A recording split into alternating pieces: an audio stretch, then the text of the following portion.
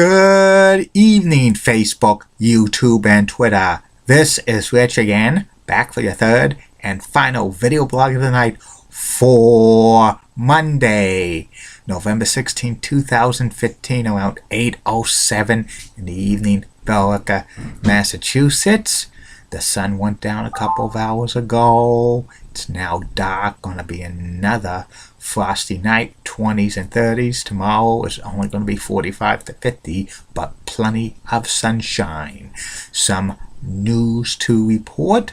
Ring of Honor is leaving Destination America, the weekly program, and is going to debut December 2nd on the new Comet TV, which is a digital over-the-air sci-fi network, which is owned by St.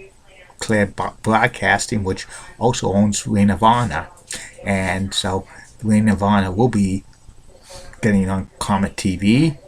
And also, the National League's Rookie of the Year was announced. It was outfielder Chris Benson of the Chicago Cubs. No surprise there. And in the American League, it was shortstop Carlos Correas of the Houston Astros. It's no surprise there as well. And that's about it on the news. My third and final video blog subject of the night is my personality profile. Tonight's personality profile is about the late, great former Major League Baseball manager and player Billy Martin. Billy Martin was known for managing the New York Yankees 5 times, and he got hired and fired. He had a love-hate relationship with the Yankees owner at the time, George Steinbrenner, and Billy also played baseball in the 40s and 50s.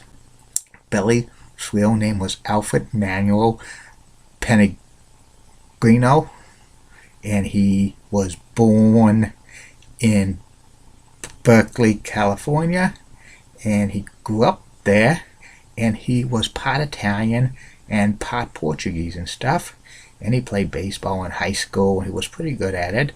Then he played for the Oakland Oaks in the Pacific Coast League, which back then was an independent minor league, not affiliated with the major leagues and stuff. And then he was a very good outfielder and infielder, and the New York Yankees scouted him and signed him.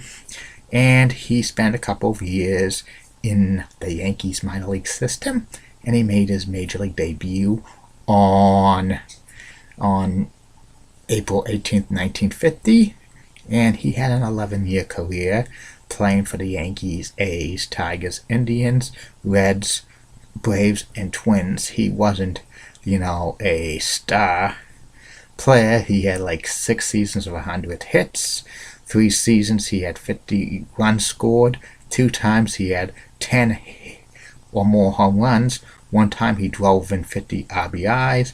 And one time he made an all-star game and stuff, but he was never a 300 hitter during a full season and stuff. And he was one of those average ball players who was could crack a starting lineup, but he was not a superstar player. And he retired after the 1961 season. 257 average, 64 home runs, 333 RBIs, 877 hits, and he struck out 425 times at bat.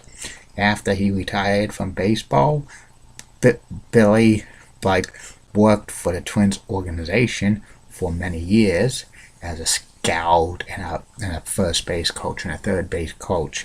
He finally got to manage the Minnesota Twins in 1969. That was his first of 17 years behind, as a field manager. He led the Twins to the division title in 1969, but he got fired because he got into a bar fight with one of the players, which isn't good.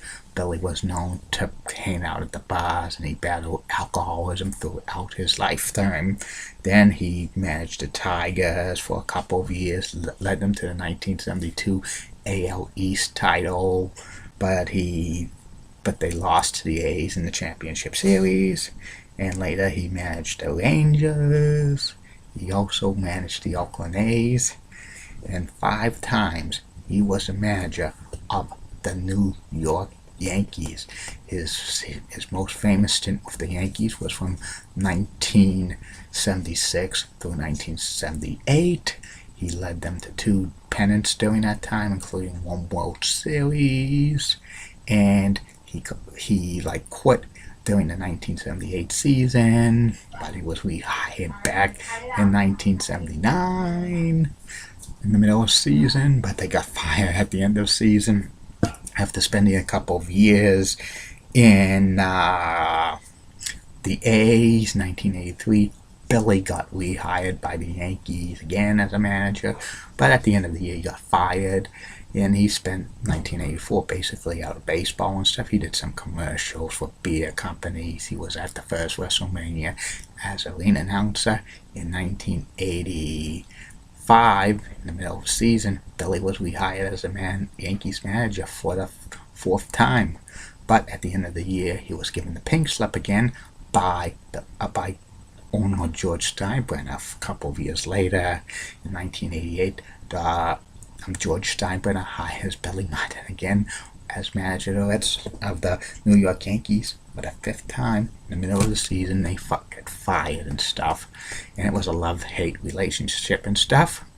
And there were rumors in 1990 that Billy was going to be hired again as the Yankees manager for the 6th time, but that was not meant to be, because on Christmas night 1989, Billy got into a car accident and passed away at the age of 61 years old. He had 4 seasons as a manager, 90 wins, 6 times he made a postseason, and 1 time he was a World Series champion. And his career record was 1253, 1,014 with 553 winning percentage. He was 15 and 19 in the postseason. And Billy was known as being being an alcoholic and stuff, but at the time of his death he kind of sobered up and didn't have a drink for a couple of years. That's what I read in some biographies and stuff. But I also read in other biographies about Billy Martin that he was basically broke when he passed away because he got divorced a few times, and what was left in his bank account needed to be paid for the funeral and stuff, and he only had $800 to his name after the last funeral expenses and stuff like that. He was a very, strange character and stuff. And a few times Billy Martin was put on the Hall of Fame ballot for to be inducted as a manager, but he fell a few votes short and stuff. The last time was 2010, which coincidentally George Steinbrenner was on the ballot as well for getting voted by the Baseball Hall of Fame Veterans Committee, but both of them did not get voted in, and the Yankees have retired his number 1 in 1986, and he deserved it. And that's about it on him, and that's about it on these video blogs, Facebook, YouTube, and Twitter. Tomorrow you're going to get 3 more video blogs. First video blog will be about the top 10 sports athletes ever to wear the number 12.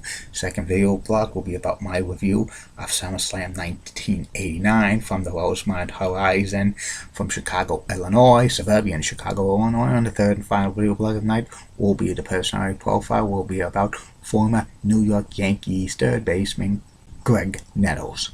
Keep calm, everybody, and I'm a Julie Brennan guy. Another mention by yours truly on her Facebook chats, which are 710 at a fan page. Like her fan page. Hopefully one of these days I could meet Julie in person because she rocks and has nice legs. Molly Rosenblatt of Fox 35 rocks as well. Elizabeth Hart is so stunning, and she's got nice legs as well. And in the words of Dee Patel last week, no bus by now.